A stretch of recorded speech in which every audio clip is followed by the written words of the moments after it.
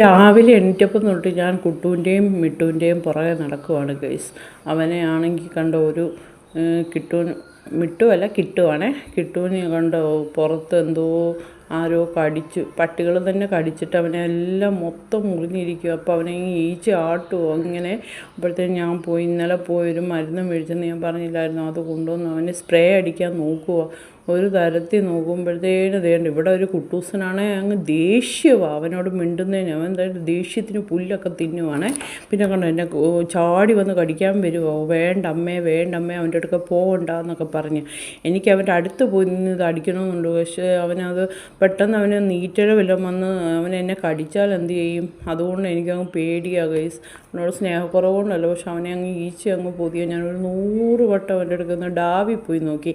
ഇന്നലെ കുറച്ചൊക്കെ അടിച്ചു, പക്ഷെ അത് ആ കറക്റ്റ് സ്പോട്ടിൽ അടിക്കുവാണെങ്കിൽ അത് അപ്പോഴേ കരിയും. അവന് ഇങ്ങനെ ചൊറിയേണ്ട ഒരവസ്ഥ വരത്തില്ല.